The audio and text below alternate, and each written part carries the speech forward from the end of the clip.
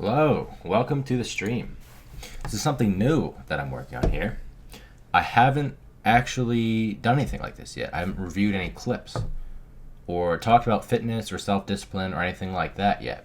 So far, I've only actually played video games, just to give my streaming skills, just brush them up, create them in the first place, whatever, you know what I'm talking about.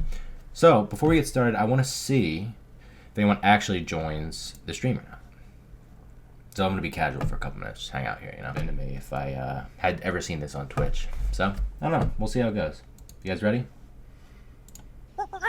The Joe Rogan Experience. How'd you become that guy? You know what? I grew up not that guy. Yeah. So a lot of people put a title on me.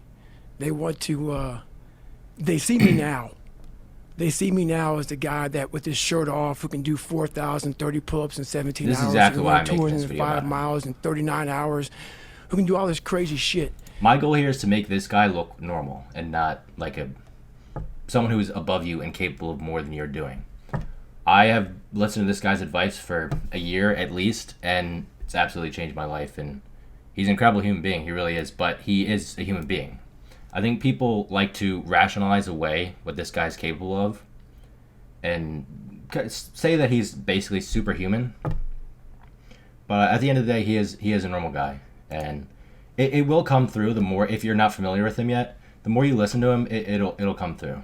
And also, I want to say for anyone who's not too familiar with him, he's not one of those, like, I don't know, I feel like Tony Robbins type of dude who's just kind of like full of shit. And might have some good advice, but it's not necessarily going to improve your life, the kind of stuff that they say. They just kind of want to make you feel good. Whereas Goggins is going to make you feel like shit, but if you actually do what he says, your life will get better. So. But what they don't understand is they don't understand the journey that it took me to get to this point. Oh, we got a YouTube viewer. And nice. What got me to this point was I was just the opposite of what I am today. I was that guy who ran away from absolutely everything that I got in front of me. But not many people knew that. I had two people. I had the real me was like this very scared, insecure, stuttering, got beat up by his dad, all this kind of stuff. And then I built this fake person that walked around like my shit didn't stink, you know? Right. Yeah, so that's kind of how I did it. And through a process of time, I realized that I was lying to myself and lying to people. But it's a fascinating journey, though, because you are that guy now. Right. I mean, you genuinely are a legit badass. Right. And at one point in time, you were a legit terrified person. Yes. So what was the process? I appreciate how that did, one how did you loyal viewer on step Twitch. forth? Well, it's a long process. Right. My dad beat the shit out of me when I was growing up. I was the first black baby born in this hospital called Miller Fillmore in Buffalo, New York. My dad owned skating rinks, he owned bars, he ran prostitutes from Canada to Buffalo, New York. My dad was a big-time pimp, big-time, anything bad about a person, big-time hustler. He was American, you know that movie with Denzel Washington? He was that, but not that bad. Right. You know, he wasn't that big. I actually just watched that. But that's what it coincidentally. reminds me of. He was that kind of guy. And beat the shit out of me, beat the shit out, out of my mom. There was an incident one time when my mom got knocked out on top of the stairs, and he drug her down the stairs by her. See, this is the kind of stuff that humanizes him, in my opinion. That he's not superhuman. That is the whole point of what I'm trying to get at here. And I'm not gonna skip ahead, but I would like to get to the more like concrete stuff where he's not giving his background so much, and when he's more like giving the actual advice and talking about fitness and that kind of thing. I think that's really what I'm here for. So, well, if we have to skip around, we will. But let's see. Hair. And at 6 years old, I'll never forget this. In my mind, I was always afraid. My whole life I was afraid, but I had this fucking voice, this conscience that would always be battling me, saying, hey, you got to get up and do something. I didn't want to do shit. I was just afraid, but that voice would force me to get up. And my dad, I tried to beat him up, whatever, at 6, and I get my ass kicked. So this went on for several years. And I have a big time learning disability because my dad didn't believe in us going to school. So my dad, it was about the business, the skating rink and the bar. So the skating rink opened about 7 o'clock at night. And this is when Yeah, the time I I was think I'm able gonna to skip ahead a walk. little bit. Been in this tortured home. From the out, I want to get in the military, want to join the Air Force, and the guy gave me an ASVAB test. It's like a watered down SAT.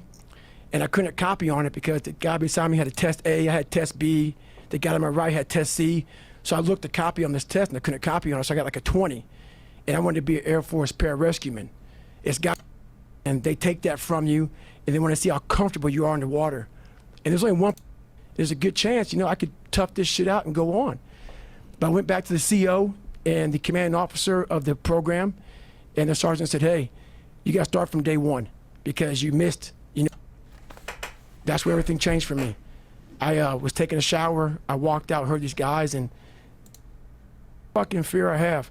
No matter what the fuck it is, man. That's a good part. And these things would keep me up at night. No one, people who are hearing this shit, they will never really. If you're interested in losing weight, what you have to do ultimately at the end of the day, and for background, I've lost 110 pounds, give or take, myself. When I started, I was at 330, and I'm around 220, 225 now. And look, man, I'm not David Goggins at all, but I'll tell you that his advice definitely works. I mean, I still got 20 pounds left to lose. I mean, look at me. I'm not jacked. I'm not skinny. I'm certainly not like a fitness model you see on Instagram or anything like that.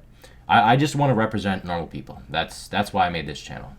I want to represent nerds who couldn't get their life together but ultimately succeeded. And I think that is absolutely possible for every single person who's watching this if you are struggling with that kind of thing. And I think David Goggins is really good at giving advice, but I don't think he represents the normal person.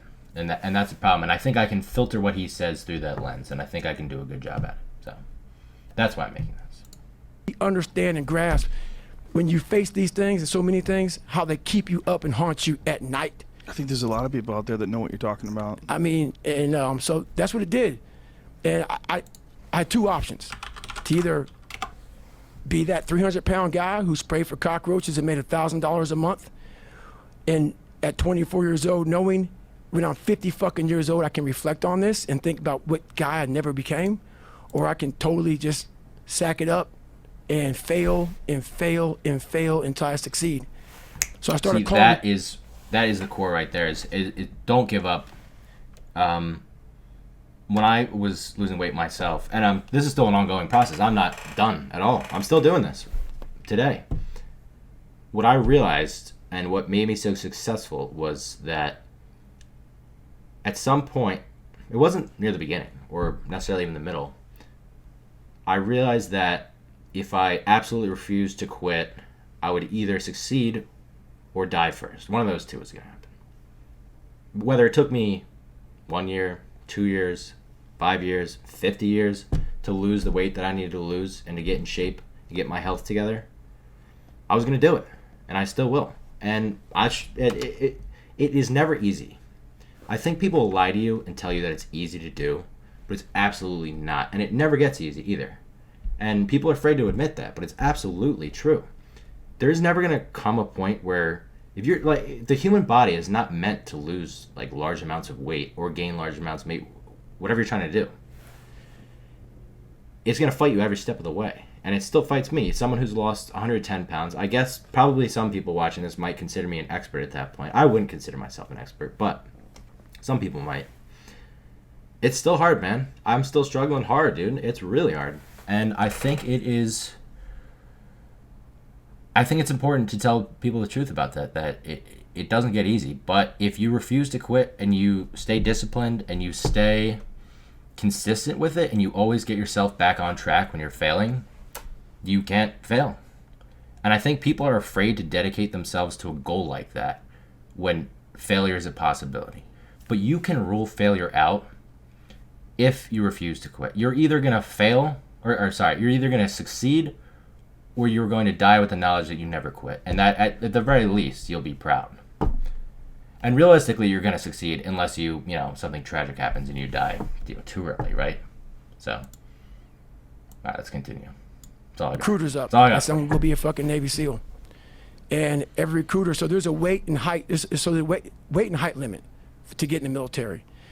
And I was 6'1" and 297. You can tell just from listening to him on this. I think this was his first one. I'm not 100% sure. I know he's done 2 appearances on Rogan, but you can tell how, despite how tough this guy is, he's still you can tell that his voice is shaking a little bit. Like he's nervous on here, and I think humanizing this guy is very important.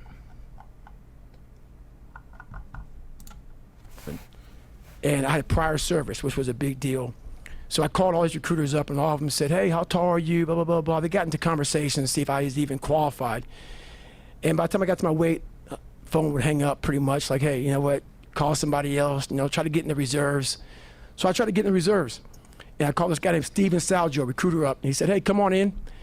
He saw me, put me through the weight standard, all this other stuff, and to get into the class I had to lose 106 pounds in less than 3 months. See, this, of all things about David Goggins, I think is the most impressive. I think it's like I was talking about earlier. I think people try to rationalize him and say he's superhuman, he's above me, he's got these crazy genetics. The fact that he was able to lose 106, I think he just said, 106 pounds in 3 months is insane.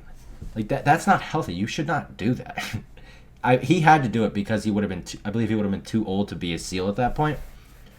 But I think you have to have insane genetics to do that. That to me is more impressive than the ultramarathons that he does, and even the SEAL stuff. I think that may be genetic, but I think most of what he does and what he talks about is primarily psychological. And I think that's what he's so talented at. I think he has built over years an extremely disciplined and empowered, and I was going to say fearless, but I think courageous is a better word, mind. I think he feels fear like everyone, and he overcomes it, and that's what allows him to do this. And I think you guys should definitely check out his audiobook if that's something you're interested in, because he really gets into it. And that's all I got to say. I lost my train of thought there, so we're gonna continue the video here. Yeah, streaming's hard, man. Sometimes you lose your train of thought. Oh, I was like, fuck that, I can't do that. I grabbed my chocolate milkshake and went back to Ecolab. I'm going back to work, man. This is my life. So in this job, you're looking for cockroaches, looking for rodents and stuff like that. And this next morning or this next night, I went to work and I don't like cockroaches too much. I hit the mother load of cockroaches. And this restaurant got full of cockroaches and rodents and everything else. And I sat there and said, this is my life. I said, this is my life. You are exactly who the fuck, this is it. And I said, this ain't gonna be it for me. So in that restaurant, I quit my job, left my canister in that restaurant, my spray canister, got back in my Ecolab truck, and I went home. And I started working out like somebody, I became the most obsessed person on the planet Earth. And I had to invent a guy that didn't exist. I had to invent a guy that can take any pain, any suffering, any kind of judgment. All right, everybody, sorry about that. We are back now. There was some inappropriate language that I'm not sure Twitch is cool with. So, I'm going to continue this video. If it happens again, I'm going to stop this clip and delete everything. I think we should be good. I don't think he says it that much. But basically, experienced some bullying. I don't want to get too into it for 2S reasons. So, I had to build this callous mind, and I built it through suffering. Oh. I built it through downright fucking just crushing myself. If it was raining outside at 3 o'clock in the fucking morning, if it was snowing, the first instinct is don't go out there and do shit. My instinct was, we gotta fucking go out there. Anything that was fucking horrible in my life that I would normally say no, that was inhumane to most people, I had to go do it. And I started callousing my mind at this point in my life. And I lost the weight. And I went back to recruiter. I got into that class, and I went through 3 Navy SEAL Hell Weeks in 1 year. Only guy to ever be in 3 Hell Weeks in 1 year, to my knowledge. The first one I didn't make it through. The next 2 I did. And imagine going through 3 Hell Weeks. You guys don't know what that is? It's insane.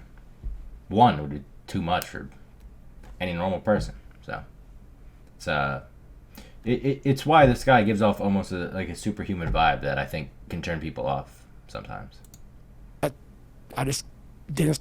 I didn't stop anymore from there, and I started realizing through this process that the fucking mind is what you created, and I started opening different doors that I didn't think were even there, that I didn't think even existed, and the more doors I opened up, the more I started realizing that my potential is damn near endless. And I think it's really important to view it that way. I think building an identity around being capable of doing difficult things, I think, is actually what allows you to achieve that thing in the first place. Which sounds weird, but I'll get more into that later. But I actually do think that is, I think that's a very important piece of what he's saying. This guy's full of wisdom. So.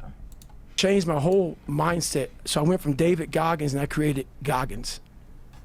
And that journey we got another is YouTube a priceless viewer. journey that is hard for me to even explain to people because it sounds so quick and easy. Like I lost this weight and I went through 3 hell weeks. I went to Ranger School, went to Delta Force Selection, whatever it is. It was brutal. It's a brutal journey every fucking day. And everybody goes, well, are you happy? If anybody knows my life story, and I'll try to give you just a snippet of it, where I'm at today is in front of Joe Rogan telling you my life. To get through where I became, to get through where I'm at now, there's nothing but pride I have for myself that I can't really show people. Because I have this face that they see like, are you happy? What's wrong with you? I'm driven. I'm obsessed. And that's what you see. That's it. People need to hear this story. This is an exciting story for people because there's a lot of people out there that feel trapped and they feel stuck and they feel like they can't do anything and this is who they are. You're a guy who felt that exact same way. See, he pointed out the same thing, Joe Rogan. He said this is who they are. I think, like I was saying a minute ago, identity is really important. If you have integrated into part of your identity as being someone who is not capable of changing your life or doing difficult things, you're not going to be able to. I really do believe that's how it works. I know it sounds weird. It's not very intuitive, but I think your identity very much impacts your actions and your behavior to like almost a 1-to-1 ratio. Like, I think it's like maybe the single most important factor, actually. But figured out how to not be that person and be a person that you would admire. What were the first steps? Like, you had some slips before, right? Because you quit because of the water thing. Right. But then when you went back the second time and you decided you're going to lose all that weight and you quit that job, was it just straightforward from there? Or were there some days where you just failed and then you picked it back up again? So my first run, when I decided to lose the weight, I don't know about Goggins specifically, and I suspect he'll agree with what Joe Rogan just said, but yeah, you're going to fail all the time.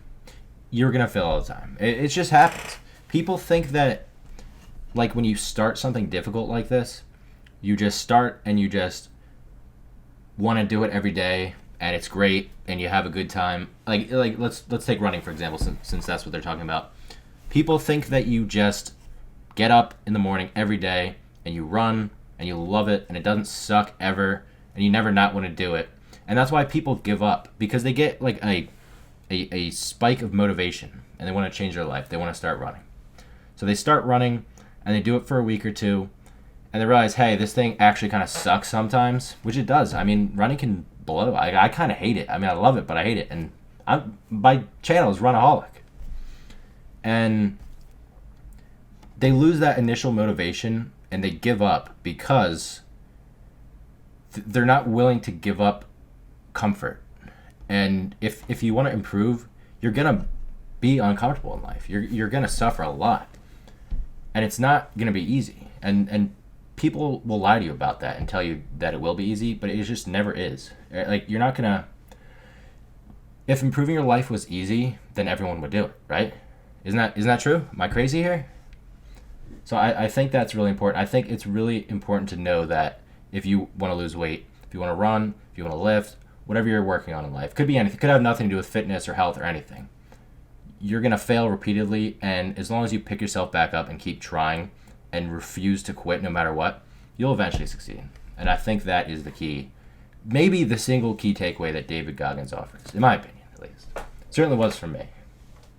I was, like I said, 297. I was about 32% body fat. And my idea was to run 4 miles for my first run. I didn't know how bad it's gonna fucking hurt me. I used to run before I was fat, and I was like, fuck it, I can do this. I ran a 1/4 mile and walked home. I walked home and sat on my couch and cried. That's coming from this guy. See, like, he's not as superhuman as you think. I went to my mom's house, who was about maybe 20 minutes down the road, and cried and get in her couch saying, man, I can't fucking do this shit. I don't know what I'm gonna do. I just got somebody pregnant. My life was just fucked. I was making $1,000 a month. My rent was $810 a month, and my mind just kept fucking with me, and kept fucking. You're not good enough, man. This isn't for you, man. These guys are the baddest motherfuckers on the planet Earth. You're not that. And what it was, and it's kind of funny, I was obsessed with Rocky. Rocky 1 in particular. I don't know if it's from Rocky 1, but I know there's a great quote that's super relevant to this whole video from Rocky. I think it might be Rocky 2. I actually haven't seen Rocky yet, and I have to get on top of that. Don't make fun of me for it. But there's a quote, I believe Rocky is talking to his son or something. I don't know. I'm going to mess up the details. But anyway, Rocky is talking to someone, and he says, it's not about how hard you can hit. It's about how hard you can get hit and keep moving forward. And that is what it's about. And that's what I'm trying to convey in this video.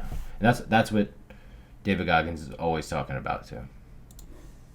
And when I was a kid, I'd come home every day and I watched this fucking show, Rocky. And I would fast forward with the little VHS tapes to round 14. Round 14 fucked me up like nobody's business. Why? This song came on. When I bought the pull-up record, I listened to the song for 17 hours. It's 2 minutes and 13 seconds. And I'm able to visualize and dream like nobody's business. And I know that I can create a vision that many people can't. And I work for it. So the vision I had was when Apollo Creed beat the fucking shit out of Rocky, beat the shit out of him, he kept fighting. He was a dumb fighter, couldn't read, that was me. Couldn't read, couldn't write, just punchy, everything about him. And Rocky Apollo beat the shit out of him. He was in that corner and everybody was saying, stay the fuck down. And him getting up, Apollo Creed raised his arms up in the fucking air, turned around, thought he won the fight. He turns around and sees this guy getting up, and it was the face of Apollo Creed that changed my life. The face of Apollo Creed. It was like, just by that motherfucker getting up, not winning, just by him getting the fuck up, Apollo Creed was champ. He's the best. That, I think, is very important. I think you just have to get back up when you get knocked down. That's all you have to do. I think people overcomplicate it, and as long as you keep getting up every single time life knocks you down, you'll be good. You'll make it. I'm not saying you will succeed everything that you want to succeed with and you'll achieve all your goals. I'm not going to tell you that. I'm not going to lie to you. But you will get somewhere. You will make progress. As long as you make incremental steps every single day, or 5 days a week, or 6 days a week, whatever the number is for you. And it depends on what you're doing, whatever. You will keep moving forward and you'll keep making progress, even when you get knocked down. As long as you get back up and you get yourself back on track. That's what you have to do. Rocky had taken his soul. Had literally taken his soul. His head goes down. He looks at him like, what the fuck are you? I wanted to be that. Not Rocky. I wanted to be the guy that people looked at. I don't care if you liked me or didn't like. I don't care. But it said, this motherfucker is going to keep coming after whatever the fuck is in front of him. I wanted that. I wanted that worse than anything in the world. So that is, I kept picturing me. All right, we're gonna give this another shot. Okay, this is try number 3. We're having some trouble here. This guy says words that are not allowed on Twitch TOS. That's what I'm telling you right now. Sorry, give me 1 second here. All right, I gotta reset everything up. It's very unfortunate, but I wish because given the context here, I think it's important. But you know, Twitch is Twitch. They have their rules. I respect that. So anyway, I will fix all that, and I think we should be good for the rest of this video. I believe we should be. Not 100% sure. Even myself, I wanted to feel something besides defeat. I wanted to just go the distance. And that going the distance pushed me to a point of where now I go way past the distance. So you go the first day, you run a quarter mile, and then you walk back home, and right. you're upset. How do you move forward? So basically what I did was I came home, and I had a chocolate milkshake. I sat down, and I gave up. I said, this ain't gonna fucking happen, man. I could lose 106 pounds, and I can't even go. And that's coming from him, too. Like, if you think that you have to give up, if you're drinking the chocolate shake, this is coming from David Goggins. Like, this guy is an absolute beast, and he wanted to give up, but he ultimately did not. You're gonna want to give up. It's just going to happen. You have to accept that. The question is, how do you keep moving forward when you want to give up? That is the problem you have to solve. Well, a quarter of a fucking mile. I started being able to take negative shit and be happy. And this whole, I say what if a lot, it sounds corny and it sounds weak, but it's true. One of the recruiters said there's not many black Navy SEALs. Matter of fact, I was the 36th African American SEAL in history. It's in over 70 crazy. years. Because the fucking water, you know. Right. I mean, people get mad at me. It's fucking true. Just get over it. And so I was like, man, what story would it be if my fucking fat, dumb, lying to be friends with people, insecure ass can overcome this shit? And that what if mentality, like that dreamer mentality, just would always fuel me. It would just fuel me, man. What if I can be a SEAL, man? What if I can go from running a quarter of a fucking mile, now I run 205 miles. What if I can go? What if I can go? And what if, how would that feel if I'm graduating? Because I'll never forget at the graduation thing I was talking about, 224, like the video I sat down and watched. This commanding officer stood up and he said to the graduation guys who are graduating buds, like 18 of them, he said, we live in a society where mediocrity is often rewarded. And he went on to say something about these men. That's why it's important not to compare yourself to other people, because most people want to be comfortable and stay where they're at, which is okay. If that's what you want with your life, more power to you, man. There's nothing wrong with that at all. I think it's completely acceptable to be comfortable. But if you do want to be comfortable, don't expect to make progress in life. Those two are fundamentally incompatible. You might be able to find a shortcut here or there that works, but they're not consistent. They're not going to consistently work for you. You're eventually going to run into trouble if you rely on shortcuts. And he talks about that a lot in his book, in his audiobook, which when he was in high school, he would cheat constantly, and it came back and bit him.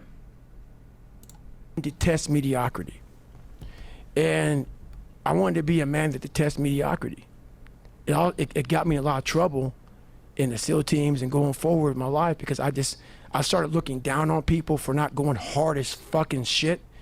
And I started to create different things, but that's for a different day. But I just believed that, my whole mind changed. Nice. All right, well, we made it through that video. So we're going to start the second video now. And hopefully there's no TOS-related problems with this one. I think we should be good. I'm hoping we're good. Probably not, though, because it's already happened. It's already happened 2 times, but we'll see. The book is outstanding, and Yes, he's right it's about it. It's a great book. it's more than just sitting across from you and you telling your story is one thing, but this long, detailed history of Right. how you became to be the person you became. I think it's very educational for people. Right. Because they can Yeah. realize, like, oh, he wasn't always this guy. Yes. Right, That's why I'm making this video in the first place, because of what he just said, what Rogan just said. What's fucked up about people, like, you see a guy who's like you, who runs, I mean, how many ultramarathons did you run in a row? You ran some insane I think number. it was, I ran 800s in 8 weekends in a row. Just stop and think about it. That's absolutely insane.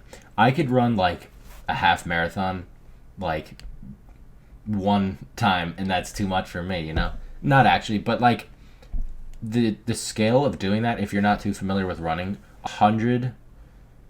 8 consecutive weeks of 100-mile ultramarathons is absolutely insane. I don't know how his knees haven't busted from that.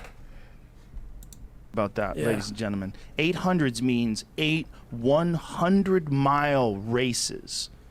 8 weekends in a row. A 100-mile race will put you out for fucking 6 months. Right. And you ran 8 of them, 8 weekends. It's a fucking insane accomplishment. It was nuts. You think about a person like that, you think of them as in this like static, fully formed version. Yep. Right. You don't usually get to see, and especially someone like you who you went into. That's why I hope to be not even a middle ground. I don't want to give myself that much credit, but like a 5% of the way there from the wait. I'm trying to do the hands, but it's gonna look weird. So like the normal person here, who's fat, nerdy, whatever, right? And then you have the David Goggins over here. I want to be like right here, and I think the person who's right here instead of all the way over here, I think that person can help the person right here much more than the person right here. For most people. Not always, because I was the guy right here and I moved over here, and David Goggins was the guy here who helped me get there, you know? So, but I think that doesn't work. I think different information is required to reach different people, and everyone has a different brain, and it's all really complicated, and I think it's good to have multiple approaches to this kind of thing. So much depth about your rise and fall and rise and fall. It wasn't like a straight linear process between you getting inspired and then you becoming this bad motherfucker. No, it wasn't like what's that show called that Will Smith plays, that black guy who kind of makes it in the financial world. Pursuit of Happiness. I never saw that. Yeah, it's a great movie. It wasn't like Pursuit of Happiness, man. Like where the guy struggles and he gets over it and he makes it. Yeah. I fell on my ass. I thought I got to the top of Mount Everest, and Mount Everest just fucking slide right underneath me, man. I was like, God, dog, I gotta start from scratch again. Scratch became my friend, literally, man. So I can't tell you how many times when I was trying to lose my weight, which I'm still doing, that I was like, oh, yeah, it's over. I'm done. Gonna quit now. I probably did that in the first week, and it's been like a year and a half now. There's probably been at least 10 distinct times where I thought, look, I've put everything I could into this weight loss thing. I had a good run at it. I gave it my best. It's time to quit. It's time to give up. I'm just not cut out for this. You are going to have those thoughts. And if you listen to them, it's okay to have those thoughts because you're going to have those thoughts. But you can't put them in the driver's seat of your mind. You can't let them control your behavior. If you let them control your behavior, that's how you quit. And that's why... What's it? I don't. Yeah, let's look it up. I'm curious what the number is. Well, I don't know if we'll find anything. I want to see what percentage of people who try to lose weight fail. I'm not just necessarily going for weight loss, but oh, here we go. 80% of people who shed a significant portion of their body fat will not maintain that degree of weight loss for 12 months. And that, I think, obviously there's physical factors involved. I'm not going to dismiss that. I'm not a medical professional by any means. But I think a lot of that is psychological. I think they get... I think it just gets too hard to keep going, man. And I get it. I really do. And that's why I was inspired to make this channel and talk about this kind of thing in the first place, because it is so hard. And people think it's just a straight path from like, oh, I'm starting a diet today, and a year from now I'll be good, and that's it. It's not going to be that hard. Like, it may be maybe a little hard every once in a while. No. It is consistently hard the entire time.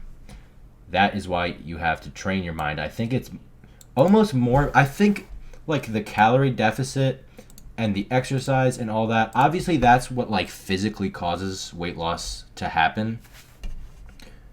But I think it's almost a distraction in a weird way. I think it's not the main piece you should be focusing on. I think about 80% of what you should be focusing on if you're trying to make significant changes in weight, whether loss or gain, or fitness, I think are right here. I think it's in the mind. And I think that's just something most people don't... I almost feel like it's like a lost art of a sort in our society. It's weird. And I think Goggins is some guy who just not accidentally through a lot of hard work, reached almost sort of enlightenment on this issue. And I think he really changed my mind a lot, and that's why I'm so inspired by this guy. You know, that's how you put in the book, man. Just going up, going down, going up. Just a real raw version of how my life was. It was so in depth to go back through your life with a fine-tooth comb that I almost got embarrassed to even put it out there to people. Yeah. That's what you don't understand, man. Like, even me right now to talk to you, I'm embarrassed. You know how embarrassing it is to say, oh yeah, I used to weigh 330 pounds. That's a lot, dude. That is way too much. And but don't feel bad if you weigh that much. I don't think you should feel bad. You should feel bad about weighing that much, but don't feel bad about yourself. Does that make sense? It's not healthy to be... I mean, maybe if you're like 8 feet tall, then you're good. But otherwise, it's not great. And don't feel bad about yourself. Feel bad about the situation. And I don't ever think that feeling bad about yourself helps. I think, if anything, it leads you down a more destructive, like behavioral response, I guess, if that makes sense.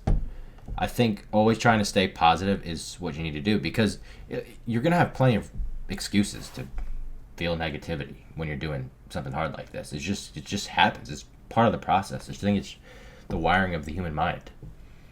And we're gonna keep we're gonna keep playing the video.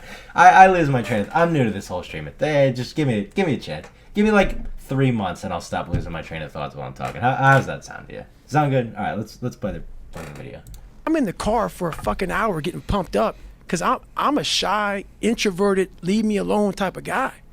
Like, I'm still that motherfucker who is 6 years old, at a play, who can't say his line because I know I'm going to stutter in front of 5 people. So I walk off stage. That's still me. So every day I'm fighting. Yeah, I was pointing out earlier that like you can tell that he's nervous in these videos, and I'm nervous too with this shit, dude. When I started this, I was super nervous. I haven't actually had a stream yet where I've actually like talked for a significant amount of time. I mean, there's probably gonna be like 10 people who watch this at the most, but still, man, it's hard. It's hard to put yourself out there. It's a very difficult thing to do, and people are afraid to admit that, but I don't think you should be. That dude, so people think, oh my God, man, you're on a podcast, you look so crazy, so evil. No, I'm trying to be locked into Joe, so my mind isn't veer off saying, let's run out the damn door because people are watching me on the fucking podcast. I want to open this damn door and get the hell out of here, man. It's so hard right now. You guys have no so idea. that's the real me. So I'm not sadistic, man. I'm focused on what I have to do to stay locked into the game of life, and that's what I tell people, man. I go there. I go there. That's one of the reasons why this book is so good, is because you're so honest about your vulnerabilities and how you overcome them. And for people that see someone who's a beast, who's done great really things, you just assume that they're different than you. But then you hear about your insecurities and your pitfalls and all the things that went wrong with you, and you realize, well, God damn it, those are the same things that go wrong with me. Like, maybe I have that inside of me and I've just never summoned it. Right. Yep. And I'll tell you this, I started really realizing that when I started overcoming myself, I started getting around these real alpha males, these hard men. And I always put people way above me when I was growing up. Like, my God, they had to have a lot more than me to get to where they're at. And a lot of them did. But once you get around the best of the best of the best people, you can kind of start breaking them down and realizing, man, you're just as fucked up as me. Like we all have, but all you did was you hit it better. Your upbringing, your mom and dad, your society, the way you were raised, it hit it better than mine. You weren't the only black kid, or there was like 5 in a school. I can't hide. Going through buds, I was the only black kid. You can't hide. But I started realizing, just because I look different than you, a lot of you motherfuckers can't hide either. So it started giving me courage through watching people that we all have a story. We all have a jacked up life in one way or another. Some of us don't have the guts to talk about it, though. And that's where I found the guts to talk about mine. Well, there's purity in physical pursuits, right? Because it doesn't matter what your social status is. It doesn't matter how people perceive you. When it comes down to how long can you stay in that pool, when it comes down to how far can you run, when it comes down to how much can you push yourself past the part where you want to quit, how far can you keep going? There's a purity in that it dissolves social order, all that bullshit, what people think about you goes out the window. It's who are you right now? That's right. Who are you right now? That's a true statement, man. And I look at it as psychological warfare. And that's where I started learning that life is one big psychological warfare that you play on yourself. Yep. You play on yourself, That's man. 100% the most important conversation I ever had is with myself. And the shit I was telling myself was so fucked up. It was so wrong. It was so misguided.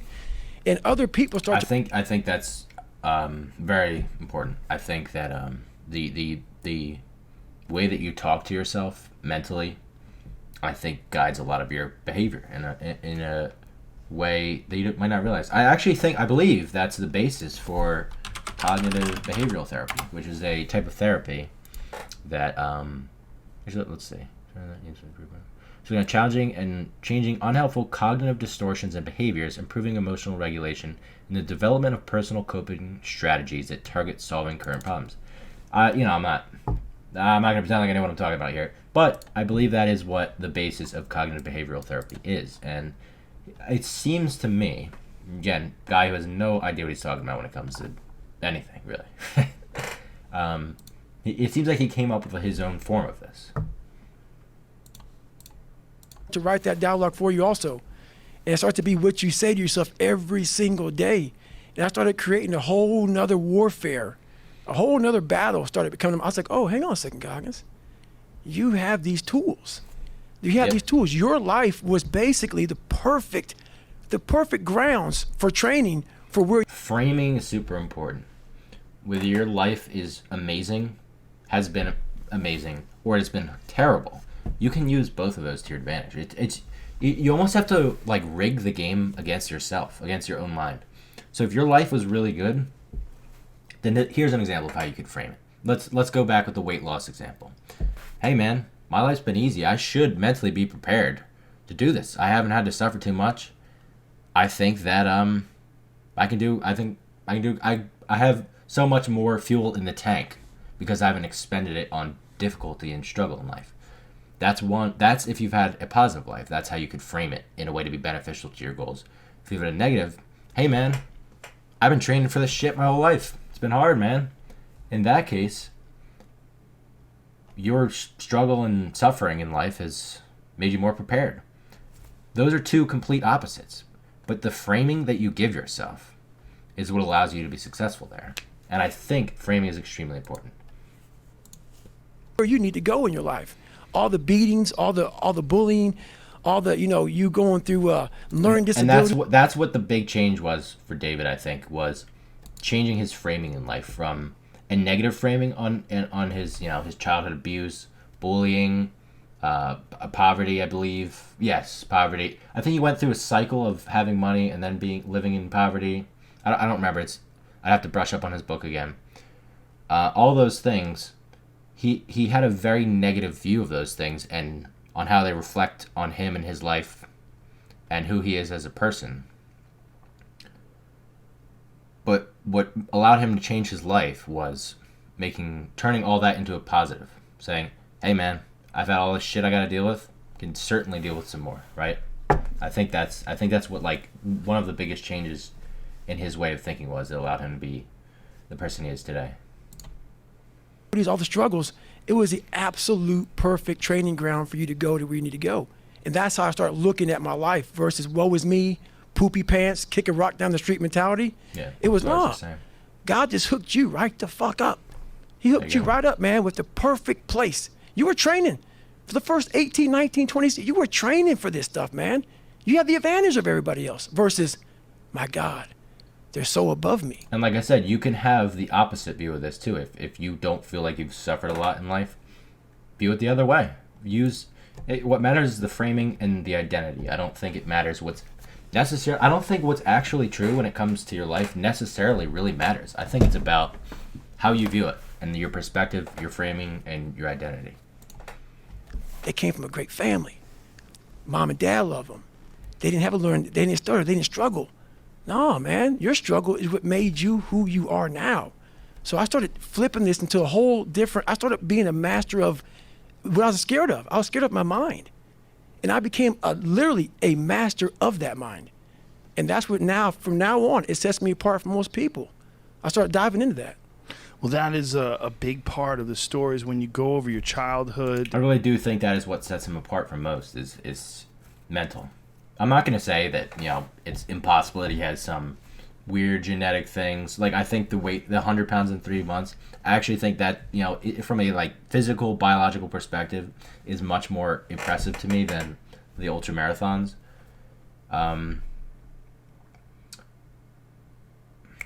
Lost my train of thought again. Happens sometimes, man. It's streaming. It's tricky stuff. It's not as easy as you think. Or it's probably just as hard as you think, actually. But it's a lot of fun. I really do enjoy this, and I love talking to you guys. And I hope some people actually watch my videos. We actually we had some good view count on here, so I'm gonna lose my train of thought occasionally. I am a work in progress, and that's kind of why I made this channel, to show you that I'm not at the beginning, but I'm certainly not at the end either. And I think that can be really useful to people. And it certainly would be to me. I wish I would have found someone that was in a position, like a halfway point, like kind of where I'm at, or a quarter point, 5% point, whatever you want to call it. and your abusive father, and then having this great guy that was going to become your stepdad, and then he gets murdered. It's like, notice the framing that I was just doing there. Sorry, I don't want to distract from the video, but what I was just doing right there was positive framing. And instead of saying, "Oh my God, I lost my train of thought on stream. That's terrible. I'm terrible at this. I should give up streaming." Right? No, that's not gonna way. That's not the way I'm gonna view it at all. I view it as, hey, people lose their train of thought. People mess up speaking. Happens all the time. It's gonna, especially when you're a beginner at something. You're gonna be, of course, you're terrible at something when you begin. That's why I think I've got an example for you right here of why framing is super important, even for me.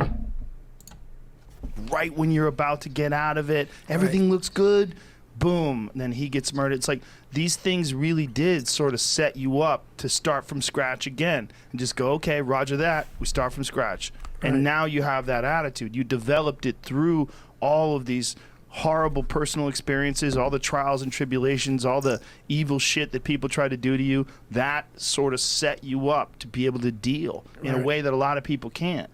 Well, I used to look at my life from a different vantage point.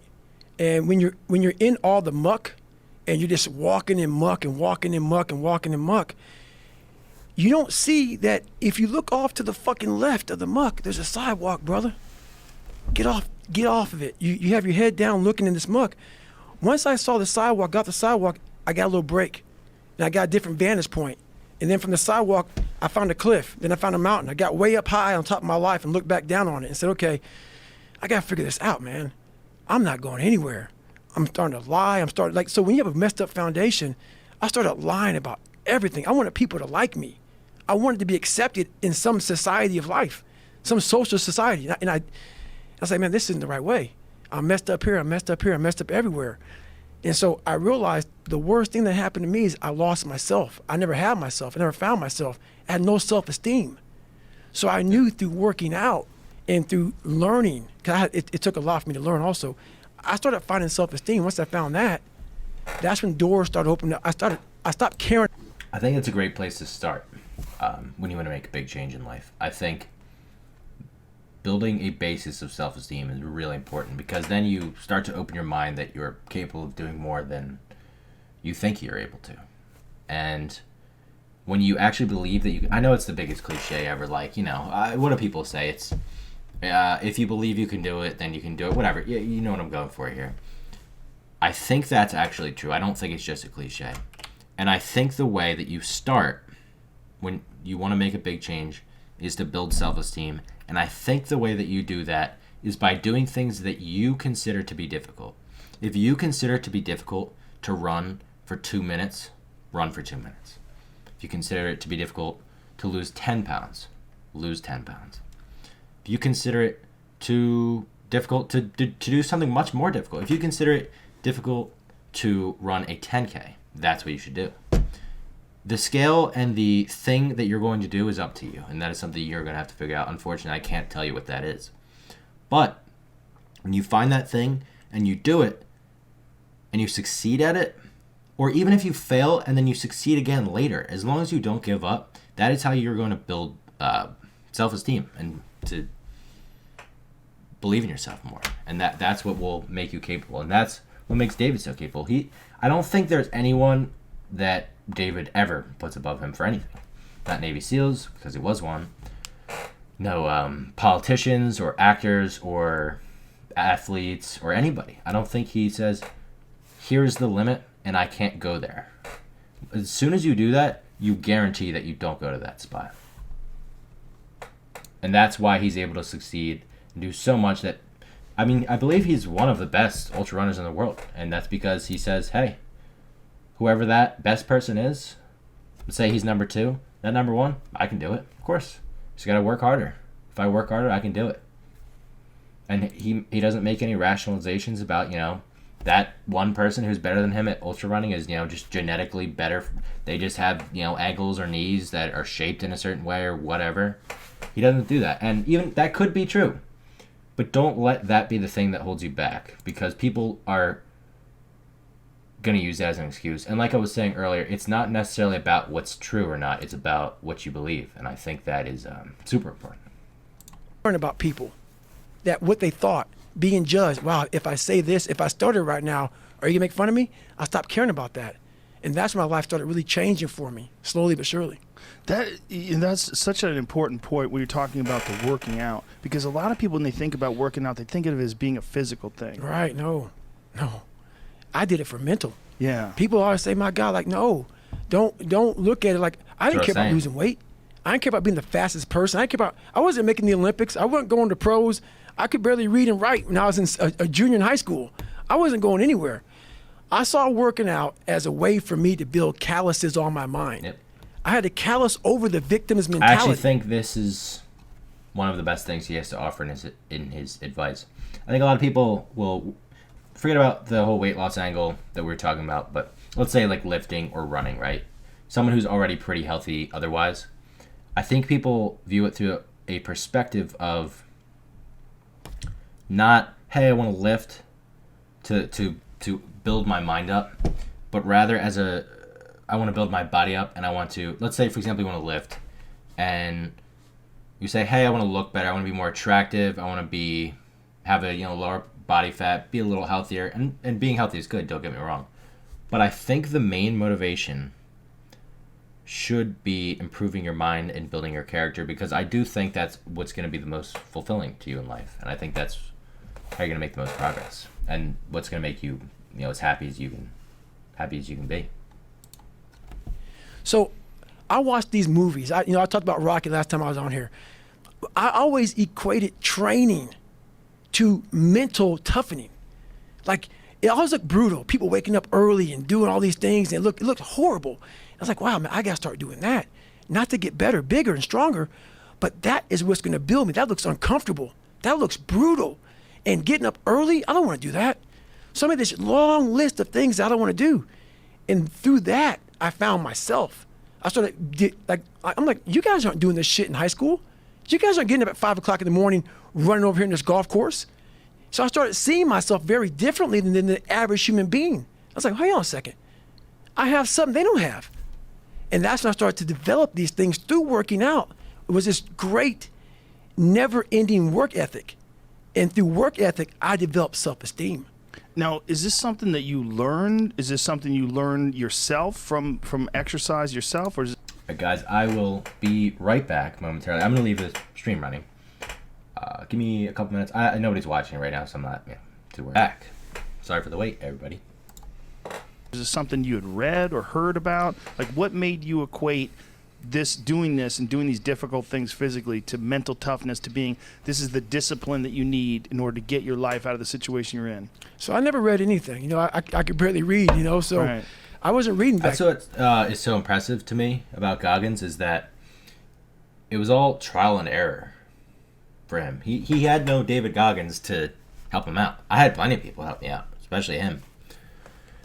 And it would have probably taken me much longer if I didn't. And I hope I can be one of those people for you guys. I hope I can help you guys out too and help you become more like David and become more of a successful, goal-oriented person who's doing what they want to do with their life. Back then, I watched a lot of movies, and I was really big into visualization. And I always equated working out to struggle.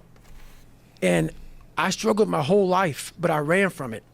So I started realizing, man, I got to start facing the struggle, and I got to be mentally strong for the struggle. So that's why I started coming up with, I'm training for life. Mentally, I'm training for life. I'm not training for, to lift 400 pounds. And I found out on my own pretty much, is that through discipline, through self-discipline, through repetition, through tons of repetition of the same thing that you don't want to do, and that's the key thing. Through repetition of things you don't want to do, you develop mental, like an armor for your mind. Start to armor your... It gets easier. That's, I think, what he's kind of going for there. So, perfect example is running. And this, don't get me wrong, this is physical too, but it's definitely both. And I think it, for this purpose, they're almost interchangeable. So, for me, when I started running, this is coming from Runaholic, right? I started running in quarantine, I believe in April, and I could run for 1 minute before I was out of breath.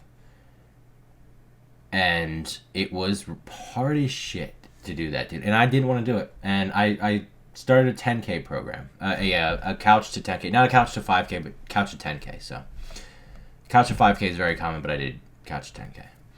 And I decided that I wasn't going to quit no matter what, and I was going to go through with this thing. And it was really hard, and I didn't like getting up early in the morning, which is what I did. I got up at, I think, 6 in the morning, pretty much every day, or 3 times a week, whatever the program. I actually don't even remember exactly what I did, and it wasn't even that long ago because 2020 time feels like it's been 5 years. But anyway, when I started running when I first started running, it was 1 minute, 2 minutes, 3 minutes, and that was really hard. And I think that's why people give up when they start something like that. When you start running and you can't do it for a minute, you're like, oh, well, I'm not cut out for this. Clearly I'm not cut out for this. And I kind of had that thought when I started too, man. But then I got to the point where now I can run half marathons pretty easily, and I actually haven't done my first marathon yet, and I would very much like to. And in the further future, I would like to even do some ultramarathons. I would very much like to run a 50-miler at some point. That's on my list, and I'm not going to tell myself that I can't do it because no, that's not true. And look, I'm not like the build for running either. I am definitely not a running success story, despite my name on this channel being Runaholic. My knees suck. I'm 6'4".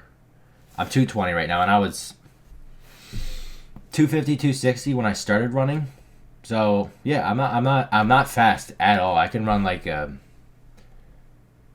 probably like a high 8-minute mile, like 8:50 or something. Like I'm not a professional runner by any means. But I thought it was hard too when I started. I thought it was extremely difficult when I started. And just, I think, I'm trying to remember the program I did. It was a couch at 10K. I don't know the exact app, but it was an iPhone app. And doing that like 5, so you would on the first day and like the first week, you would start out 1 minute of running and then like 2 minutes of walking, 1 minute of running, 2 minutes of walking. And you would do that like 4 or 5 times. That was so hard. And I wanted to quit immediately the first day. And I don't know if I ever had that feeling of, I don't think I'm cut out for this, but I definitely was like, this is gonna be an uphill battle, and it was the whole way, and it still continues to be, man. Like I said, I'm not fast, and I've been doing this for a while now. I've been, not comparatively to a guy like David Goggins who's been doing it for decades, but for someone like me who's been a nerd my entire life, feels like it's been a while. It's since April. Let's see, what is that, like 8 months or whatever? Yeah, I mean that's a long time, and you get better. And to tie it back to the point of where we started here, you when you keep doing something over and over and over, whether it be mental or physical or both, it gets to the point where it just becomes easy. Like, I have no doubt that for David, running 20 miles a day is not that difficult for him to do, which sounds insane especially to people who don't run, because that's almost a marathon. Like, doing that multiple times a week sounds completely insane, but it's just repetition and refusing to quit, and eventually your mind and your body compensate for that. The human mind is very adaptable, and that's kind of what I'm trying to go for here. Your mind's like, okay, we suffer every day. It's what we do. We do stuff that sucks every day. So then when the suck stuff comes, you're ready for it. And that's how I started coming up. I just started being very uncomfortable. And now it's like just a way of life. It's a crazy thing to figure out, though. It's like that you figured it out, and you didn't just figure it out, you embraced it. Like when you were talking about your senior year of high school, when you're talking about your mirror being your accountability mirror, like you had a radical shift. Mm-hmm. Like you just decided to not be a fucking loser, right, and to start tightening up and start holding yourself accountable and get ready for things. So I had this my whole life. I mean, I don't know if people believe in God or what. I don't care what you believe in. There's been this unrelenting voice in my head. We all have this voice. It's the right or wrong voice. And a lot of times that voice guides us into comfort. And my voice guided me into comfort a lot. But I have this other voice I heard my whole life saying, hey, motherfucker, what are you doing? Nah, man, we got to go over here. We got to go over here to that rock pile over in the fucking corner where nobody's at. That's where victory's at. Yep. We're over there in that corner. So this voice was giving me all these answers. I wasn't a real smart kid growing up, but I had this crazy voice in my head saying, over there is where the fucking answers are. And I didn't want to listen to it because over there was pain.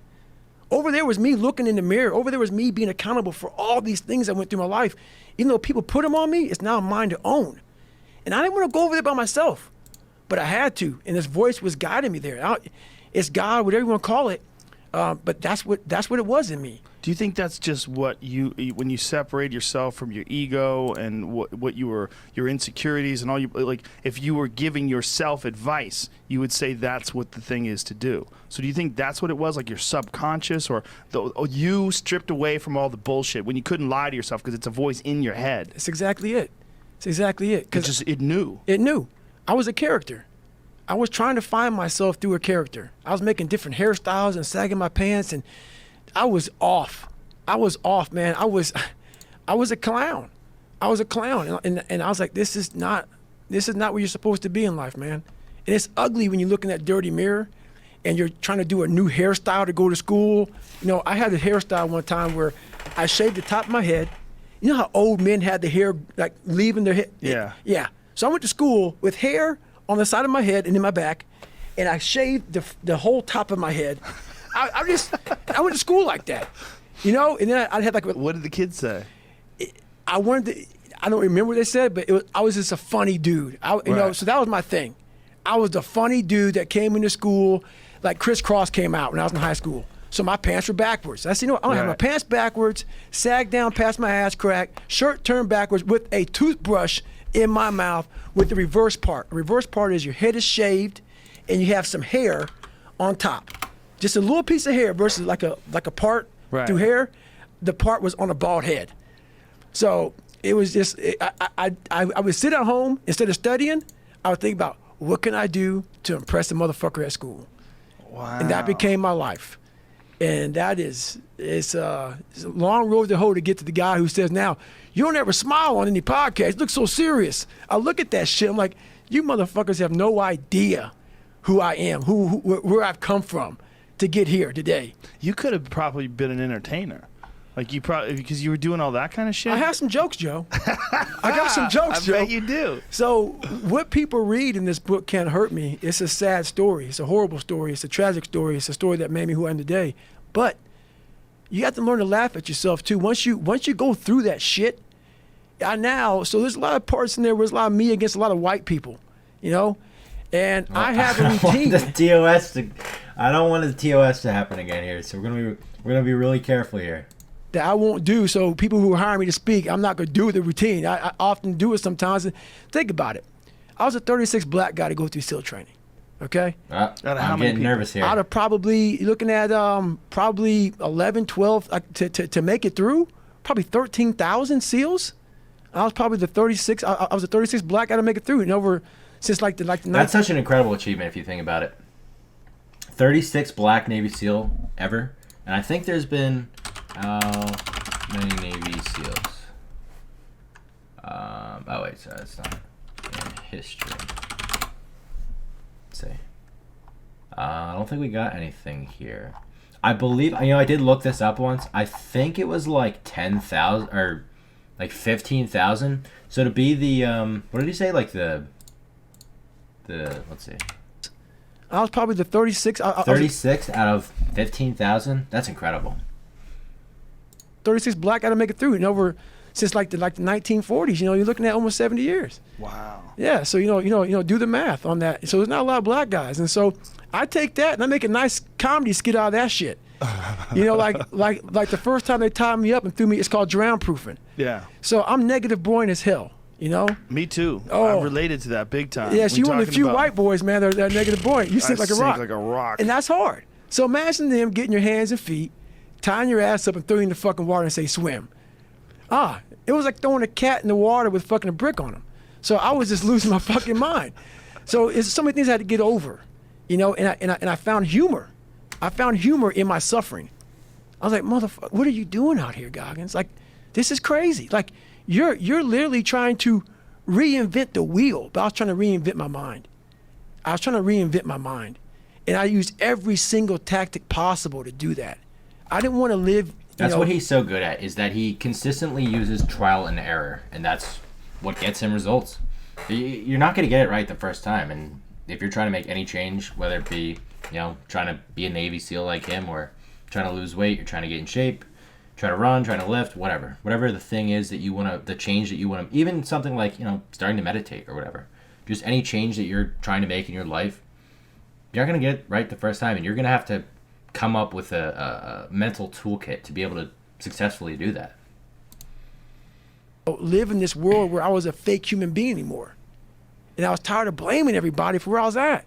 My dad beat me, this happened. I mean, my dad ran prostitutes, man. My dad literally snatched the soul out of my mom. Like, my mom is still battling. Like, after my mom left my dad, and this is what I'll talk about in the book, she got married 3 times for a total of 6 months.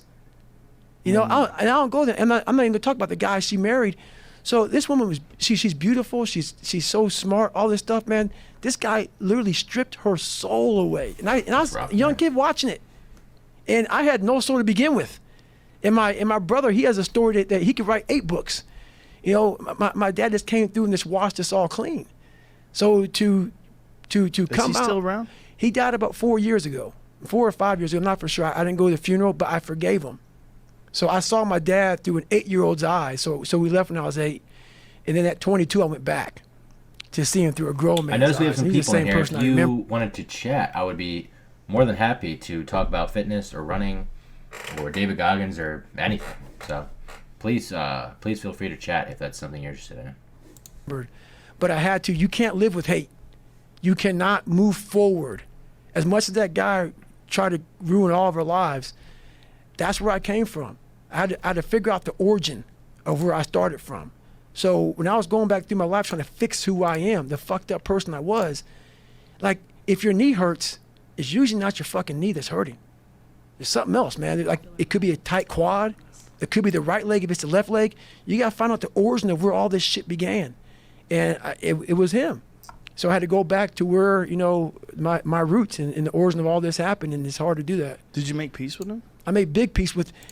So we didn't have a peaceful conversation. We left very Garanimal. He's a vicious man.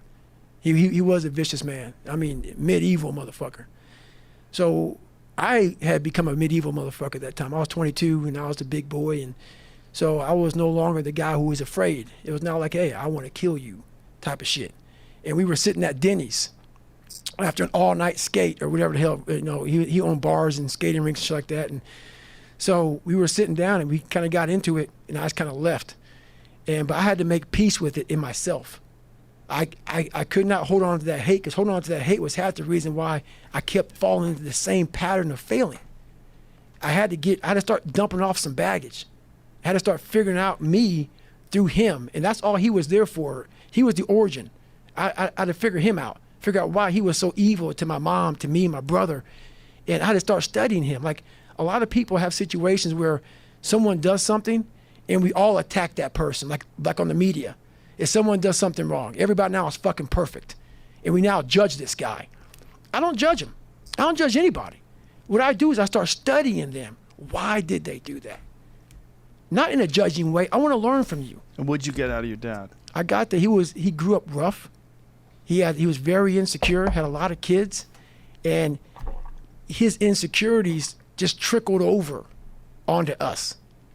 So yeah, he jacked us up real good, but he never fixed himself. So if you never fix yourself, the next person in line is going to get the wrath. And we were next in line. His first wife, killed herself or whatever happened, and got burned up in a house or something. It's some craziness, man. There's a lot of stuff that goes on there that I didn't put in the book because I don't feel like going to court. Yeah. But yeah, this it was a lot of stuff. Oh, looks like we finished. So, I think I'm trying to figure out what I want to do here. I may leave it off here and start again tonight. I'm not sure. I'm thinking about it right now. What do I want to do here? I think I will leave it off here for now. Think about it for a little bit. Maybe continue, maybe not. The problem with him is, obviously like the TOS stuff that kind of pops up. Because he's very, very raw with his language, which, I respect about him. But Twitch isn't a fan, so, and they're the boss here, obviously. So I will think about that, and I will definitely do more David Goggins stuff soon. So at the very least, you will see more soon.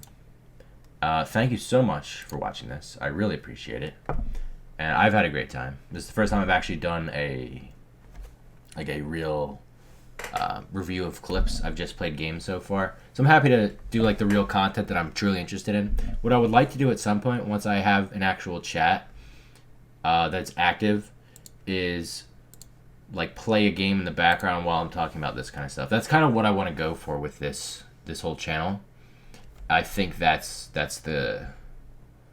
that'll be really entertaining if I do that, and very helpful to people. So anyway, thank you so much for watching this video. I really appreciate it, and thanks for sticking with me through the weird glitches and the TOS shit and all that. And thanks so much, guys. I have had a really good time, and I really have enjoyed this so much. And just like, comment, subscribe if you enjoy this video. Yeah, that's it. Thank you very much.